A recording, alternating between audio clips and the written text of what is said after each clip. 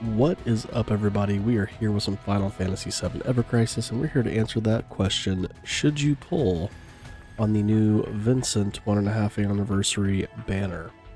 If you're new to the channel, you like what you see, hit the subscribe button, follow along with what we do here, hit that like button, comment down below, all that great stuff, and let's get into it. So, first off, just kind of a disclaimer.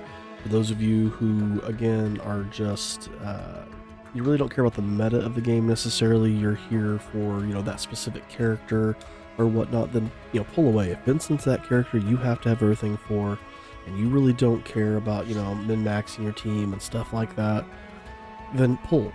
Absolutely pull. Go for, make sure you can at least get the costume, and go for the weapon and the costume. If you've got to have everything for Vincent, then by all means, go for it. This is going to be a more detailed look at the pros, the cons, and my thoughts on the weapon and gear. So first off, let's look at just the overall look of it. I looked at this earlier when the banner dropped. I like a lot of it, and there's a few things that I just do not like about the look of it. One of the things I really dislike is the openings on the back instead of the front. This looks like it would hinder movement because this looks like a heavier leather. And again, obviously they're not really moving or anything like that, but just, again, I'm thinking practicality here. I don't like how the white cloth here just hangs out weirdly. That just looks goofy. Outside of that, when we look at the overall aesthetic of the outfit, I really do like it. I like the gold, the gold linings. I like the blood color on the gauntlet and the pauldron here, the little red tattoo that runs up the side of the face. I like the gold necklace with looks like a little bit of that blood on it. Looks awesome. I wish the red gun matched that red because it's so red it almost looks pink. I wish the hues matched. The chains have a kind of a cool look. The chain wrapped around the arm looks really awesome. Kind of looks like he's like this chained monster. Black headband. I mean, all looks really good. Just some minor gripes in the realm of how it looks. But overall, I do like the overall look of it. So let's look at the stats. Starting with the Coat of the Worthy here. So first off, you get a boost attack to all allies of 10 points. So that's going to give you at plus 5% to all allies' physical and magic attack. And gets you pretty close, obviously, to that next level. The Crimson Hue of the Worthy. So this one is interesting. It is not quite an Arcanum, as Arcanums do 35%, but it's not a Mastery, as Mastery is only 20%. So it's an Ice ability damage plus 30%. So this is still a super strong ice geared ice gear, adding to your damage. The more interesting part is this part right here. So the attack, stand, command, gauge when max, physical ability damage plus 20. When we look at the physical ability masteries, I think it only added 15%. So I was looking at Tifa's a second ago. Come in here. And the physical ability mastery, added only 15% to the physical ability damage when your command gauge is maxed out. This is giving 20%. So while you're doing 5% less ice damage, you're doing 5% more physical damage than you would with something like that. So really, this is a strong get up. So with the ice, we're going to go ahead and call it an ice arcanum because it's pretty close. It's close enough. The gun does do ice damage. So let's get into the weapon, and then I'm going to kind of get back more about the stats in a second. With the gear and whatnot. So in its base 5-star form, it does 620% physical ice damage. It applies the ice weakness ailment plus 30%. So how this works is if you're fighting an enemy that is either not resistant to ice or is not already weak to ice, this will make them weak to ice. It is a first use only. The first time you use it, that is the only time it is applied. There is no way to extend it or reapply it. Once the timer is done, that's it. Which will lead me to kind of one of my complaints about this weapon, about how it maybe isn't as good as we think it is. It also increases limit gauge 4%. R ability wise, you're going to be boosting P attack to all allies, your ice potency, and then it has S abilities of P attack, and triangle sigil boost. If you get this up to OB1, you're now doing 740% damage. By the way, the ice weakness lasts for 60 seconds. So if you get it up to OB1, you're now doing 740% physical ice damage, which is the max on a lot of elemental weapons at OB10, and you're doing that at OB1. The ice weakness is still 30%. It's now for 70 seconds, and limit gauge is 4%. Your P attack to all allies is 32. Are you going to be main-handing this weapon? Maybe. I could see this potentially being main-handed, so if you are main-handing it, you're now at 18% increase to all physical attack to all allies. If you're off-handing it, you are at that 14%. So you're not really dropping that much. Ice potency is at 15, so you're doing that 25% extra ice damage. Again, combine that with the outfit, which is already 30%, you're now at 55% extra ice damage. If you're off-handing, though, that's going to drop down to this 15%. If you get it to OB6, which again is usually a really good spot for a lot of weapons, especially limited weapons, if you can get it to OB6 minimum. It does 930% physical ice damage, which trumps a lot of weapons already out there. When you look at that, the ice weakness has gone to 50%. It lasts for 100 seconds. Your limit break's going up 5%. You now have 40 points to your P attack to all allies. That puts you at that 22%. Or if you're offhanding, 14%.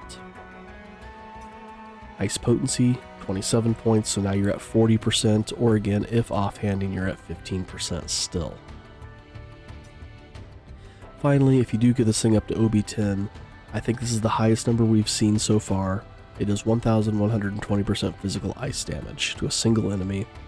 Ice weakness at 50%, and it's going to last for 150 seconds. Limit gauge going up 5%. Again, I'm going to come back to this stuff in a moment, because that number is huge, because this has no HP conditionals to get you there. A lot of the other ones are, they've been 900% damage with a 1.2 multiplier, as long as HP is 50% or higher, or 70% or higher. This is straight just 1,120% physical ice damage. Done. That is a huge number. This is an extremely strong weapon for something like that.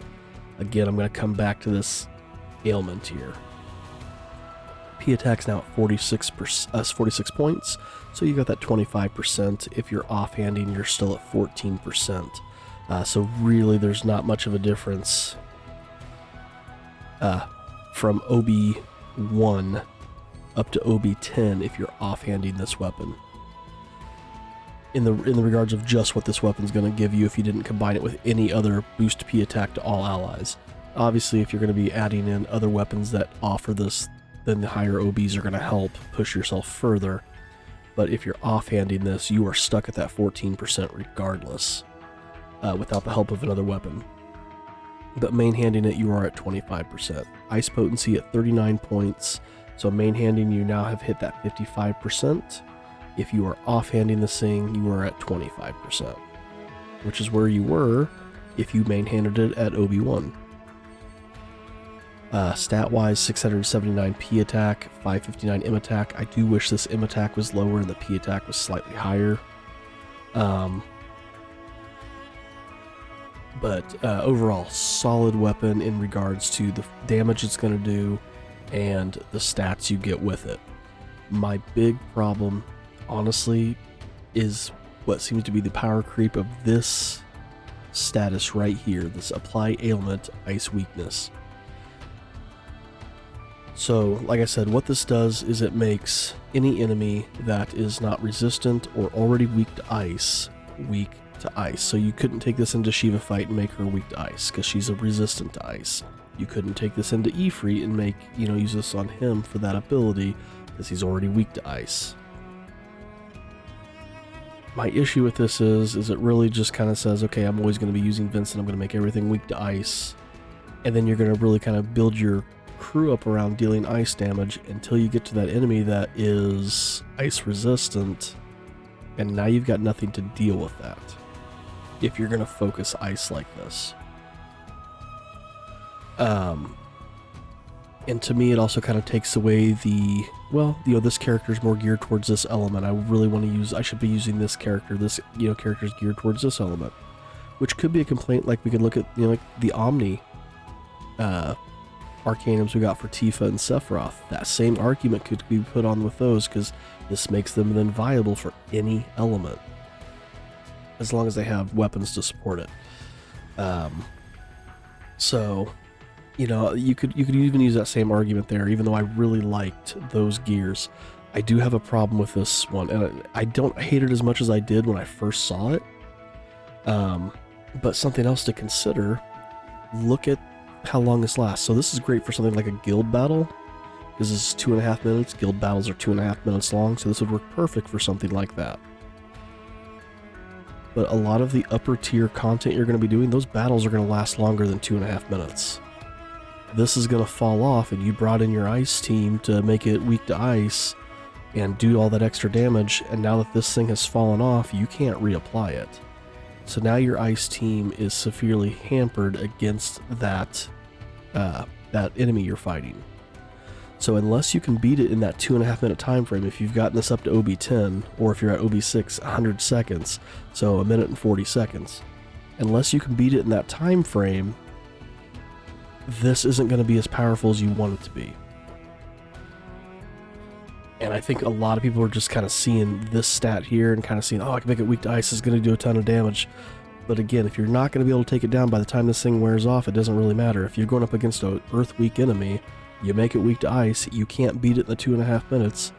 Now you're using an element that is not doing as much damage against that enemy. So yeah, there's definitely a strong negative there. This number is still massive. Even you took this thing off, honestly, I'd be fine with this weapon as is. This is going to be super great for ice weak enemies, because of that amount of damage. My problem is with Vincent geared like this, if we look at Vincent's weapons, I don't think Vincent has an ice weapon. Oh, he does. The Cath Pollock. It's a magic ice weapon. This is physical. So you could at least get some ice potency from like an offhand weapon here.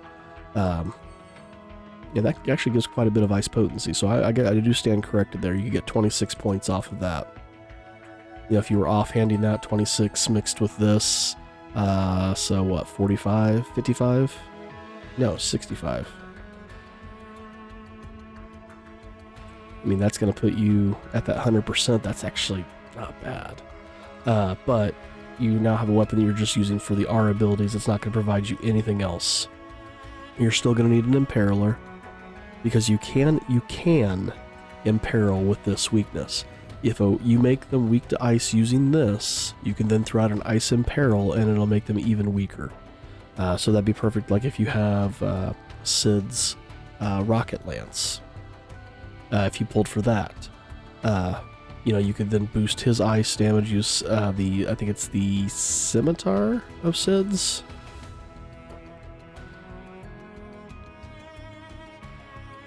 Let's draw off that filter. I think it's the Scimitar. Yes, the Scimitar, where you're going to increase the ice damage. You use that Rocket Lance to then do the boost. So let's go to Sid here. And if you got that, if you got it, the Rocket Lance can, put that in Feeble, and that ice resist decrease. Mixing that along with Vincent's weapon could do a ton of damage. Like I said, especially like I said, you throw the Scimitar into there as well. That could do a ton of damage. And as well, mixing that with something I haven't really talked about a whole lot, Vincent's death penalty ultimate weapon, because that's going to then increase the damage on the your next... Dang it, I keep clicking on the wrong thing. Oh, can't view it from there anyways. That increases your next damage on your command ability. So if you time everything right, you could do a ton of damage with that amplify damage ability that's going to happen. But a lot of things have to fall in place. You're on that time limit. I don't think this weapon is as much of a power creep as we're wanting to make it. It is a power creep, yes, but it's not as much of a power creep as I think Applebot is trying to push it to be. So in my opinion, this is a skip. Only because I feel like it's not going to have as many uses as we think as it's going to. Like I said, I think it's going to be great for guild battles, but that's about where I truly see its use going away as guild battles. So I would say skip on this one. I would rather pull on the Sephiroth banner than the Vincent banner, but I still suggest holding off until we've gotten all 4 banners, until we see the Angeal banner, until we see the Tifa banner, and see what's being offered there. Again, if I had unlimited funds here, I would pull on this, absolutely. But when I'm on limited funds, this is going to be one that I'm going to have to skip, I think. Unless the Tifa banner and Angeal banners are absolute garbage, and I hit really well on the Sephiroth banner and have crystals left over, a lot of crystals left over, then I might pull on this. But as of right now, this is going to be a skip, or if I have enough crystals left at the end, I'll go ahead and finally pull on this banner. Which is a shame, because like I said, that damage is a lot of damage. The biggest turnoff for me is that ice weakness thing. I don't like it. That's me though. I see a lot of people who are really excited about this and excited to use it. I mean, good for you. I'm not saying it's a terrible ability, I just don't like the ability. So my thoughts are still, like I said, wait till we get all 4 banners and then make your decision. But for me, this is a skip. So I'm going to call that one here. Thanks for watching, guys. Again, let me know your thoughts down below. Do you agree? Do you disagree? And let's start that conversation. Thanks for watching, and we'll see you in the next one.